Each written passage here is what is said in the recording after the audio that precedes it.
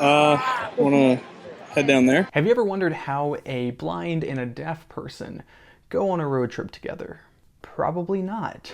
But you're gonna find out, because in this video I want to share with you how I explore new cities as a person who is legally blind, and I happen to have shared this latest trip with my friend Ricky, who is deaf. My trip began by flying to Charlotte, North Carolina, and I happened to have landed right before a major storm, which now looking back, that may have been a sign of unfortunate events that would soon to unfold. Not everything went smoothly on this trip. So, just landed here in Charlotte, North Carolina. Never really been. Happened to catch an entire thunderstorm here with Ricky. Hi. Ricky Pointer. I'm pointing at her. She couldn't hear that joke. She's deaf. We may as well turn a car off. So the real road trip began the next morning as we were starting our trip down towards south of North Carolina. The first stop that we made was actually one that I insisted, which was a Target, and I wanted to buy a basketball to be specific, and yeah, I'll explain later. We'll explain that later. Thanks. See you again soon.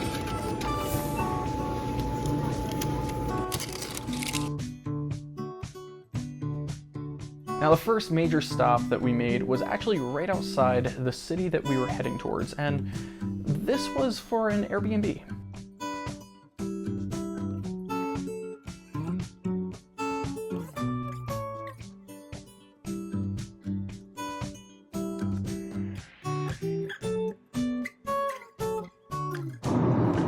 So we've been on the road for probably 6-7 hours. We're getting close to our destination. We are staying at an Airbnb that is pretty much like a barn, which is kind of cool. So it's got dogs roaming. It's probably got other farm animals. It's got flowers, ton of flowers. Like, that's sort of the appeal. It's called a flower house. So I'm kind of excited. In 1 mile, turn right onto Blueberry Road. We're getting close. I happened to have come across this Airbnb that really intrigued me, and it was a place that was advertised to be very just photography friendly. They had their own Instagram that was used for photo shoots all the time and all these other events. So I guess there's a guy that either lives here or I don't know. I don't remember a guy being on the host for the reservation, but he was not a fan of the fact that I had my camera, despite this Airbnb having, like, wanting to be tagged in things, having its own Instagram account. I just thought it was kind of weird. But he was super uncomfortable with me, like, shooting with my camera. It's the most discreet point and shoot camera too. It's a Sony ZV-1. Anyway, we didn't stay at this Airbnb that night.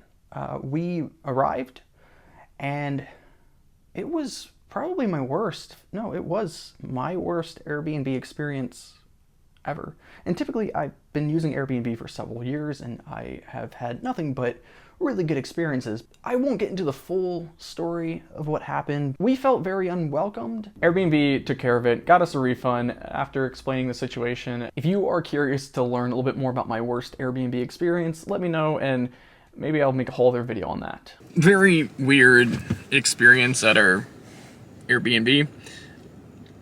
I'm just, we found a motel. We're just gonna crash here tonight. The next morning we arrived in Wilmington, North Carolina. We stopped at a local restaurant and bakery called Sweet and Savory, located at 1611 Pavilion Place. This spot has made headlines recently as they ask you not to tip. I scanned the menu using my phone with an app that could interpret the text and read it to me. Ricky ordered by typing it out on her phone and informing the waitress that she was deaf. The waitress was very respectful and even came back later doing some basic ASL. Funny enough, Ricky assumes that she just went into the back and Googled some basic sign language, but in the end, it was a sweet gesture.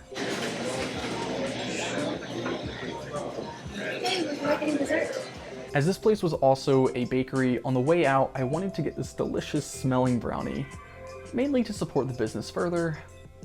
but I also have a sweet tooth. And unfortunately, I never got to eat it. So we just ate at Sweet and Savory, and I was just trying to figure out for quite a bit of Turn right time. into the parking lot. Then the destination is on your left. What I was trying to figure out for the longest time was, how do I tip on this bill, because there's no place to do it. And then I overheard another conversation between another waiter and customer. Arrived. And they said, "Oh, don't tip. Please don't tip." With no other explanation. And I was confused, so I looked it up. And there's articles about how the company does not accept tips now and just pays their workers better wages. So that's pretty interesting. Good to know. It was Ricky's birthday, and we were visiting some iconic spots in town where some of her favorite horror movies were actually filmed. Ricky really wanted to get photos of this bowling alley. Apparently it is related to Scream 5. I'm not a big horror movie guy.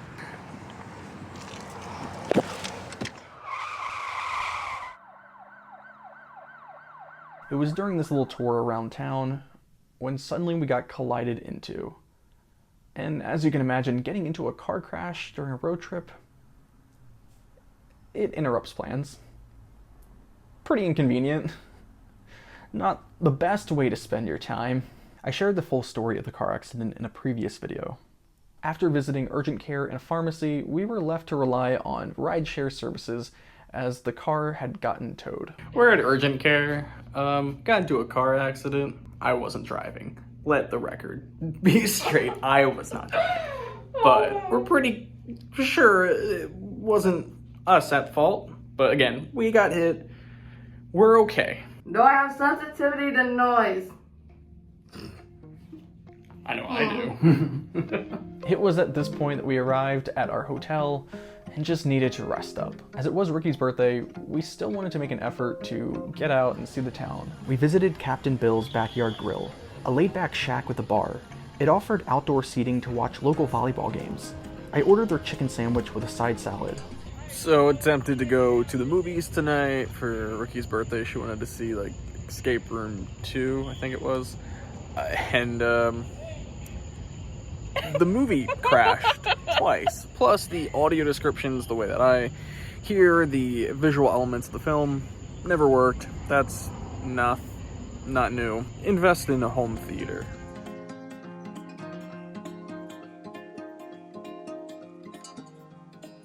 The next day, we visited downtown Wilmington. Ricky was eager to find a local ramen shop. If you know Ricky Pointer, you would know that she has a unhealthy obsession with ramen no matter where she goes. We managed to find Fun Bowl at 24 North Front Street.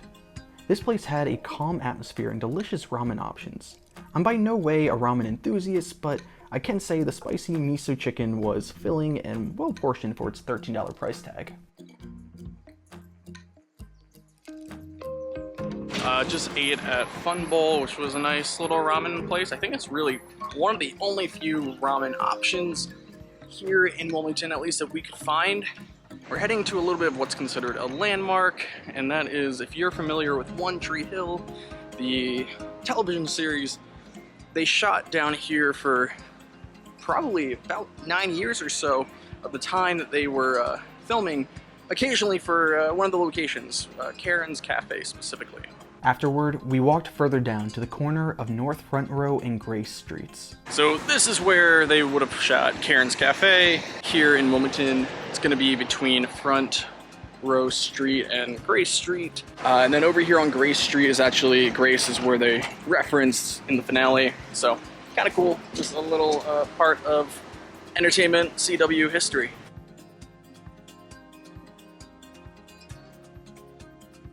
So heading down towards the riverfront, very iconic part of Wilmington, a lot of history behind it too, with naval ships. Wilmington is known for its riverwalk along the Cape Fear River. Although I had never been to Wilmington before this trip, it felt very familiar because I grew up on the Jersey Shore in the summertime, and just going out on the boat was a frequent activity for me and my family.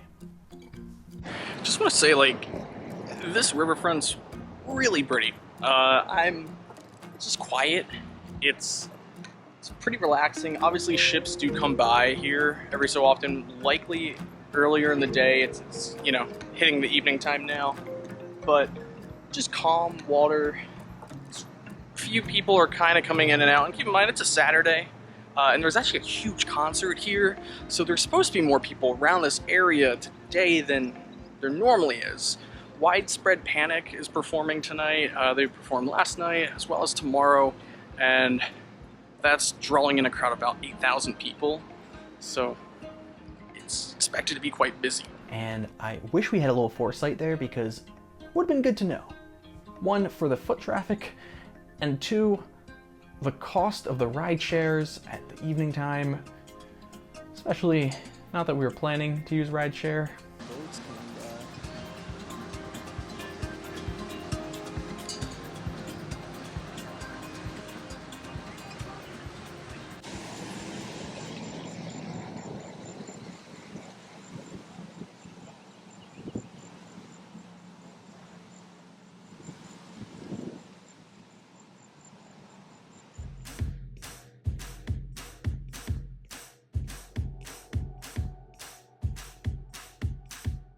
As we got further along the Riverwalk, tons of incoming pedestrians began navigating towards me. This was a bit overwhelming as they were going in the opposite direction. I relied heavily on people just being alert and aware of my white cane to let me pass through. I'm doing the captions. So we walked the riverfront. What'd you think? How would you rate it? It was pretty, and now my feet are gonna fall off. Okay. So feet have fallen off, but it's, you know, it's apparently worth the view. Wouldn't know. Yeah. Cool. The next day, the exhaustion from the car accident definitely kicked in, and we opted to do a rest day. But we did get some good news. Ricky was set up to get a rental car, which eased up our wallets. While out that afternoon, we managed to visit a local coffee shop, Grinders Cafe, at 890 South Kerr Avenue. They were very accommodating, with reading menus and communicating with Ricky. It's a quiet and welcoming spot to get some work done or grab a coffee. Okay, so it is like 5:30 a.m.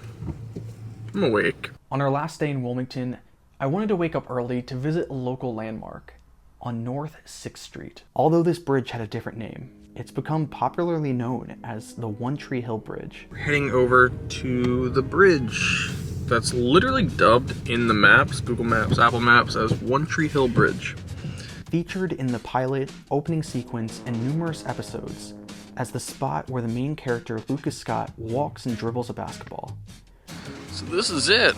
We are walking across the One Tree Hill Bridge. Oh shoot. There's messages apparently. This is what happens when you bring a sighted person. Yeah, she noticed the little things.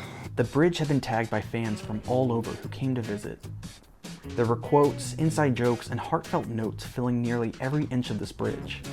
So this is the bridge, and there's just messages overflowing the White Bridge. This was sentimental for me, as I grew up with this 9-season-long sports and coming-of-age drama series. In fact, when I was 12 years old, I had gained some vision, and even some depth perception. This was from an experimental surgery. However, the results didn't stay with me. And it was around the time when I was 15 that I was declared legally blind again. But it was during that time when I had improved vision that I began playing basketball for intramural teams at school. It was actually One Tree Hill's initial focus on basketball that piqued my interest and inspired me to play. I had a ton of fun and managed to score a few times, even though my vision was still considered impaired and I was getting used to those improvements. Even after losing my sight again, I still played pickup games of basketball with my friends and my brother in the neighborhood. I wanted to pay an homage to the opening sequence of One Tree Hill. I brought that basketball that I had picked up at the start of the trip and walked across that bridge like the character Lucas Scott once did. As I began to dribble for the first time in years like an amateur across this iconic location, I began to reflect. I reflected on this trip that was meant to be an escape from this past year of isolation, change, and mental hurdles. Google Maps and Apple Maps, everyone recognizes it as the One Tree Hill Bridge, so poor Harry Fortin, he lost his bridge. Wilmington, North Carolina is a city that feels like a small town, It's home to a number of local food joints that will encourage you to step outside of your taste buds' comfort zone. This historic location rests up against a lively river and a gateway to beaches south. If you're looking for a welcoming stop in North Carolina, Wilmington has you covered. I would love to hear from you. Does Wilmington, North Carolina sound like a place that you would visit? While you're at it, I value your feedback, and let me know what you thought of this video. I personally love to travel and would like to know where would you want to see me go next. I know travel's been hard this past year with the restrictions, and I want to navigate that very carefully, but I also do want to check out some new places that may be accessible. And with that, I hope you could see different today, and I'll hear you next time. Bye.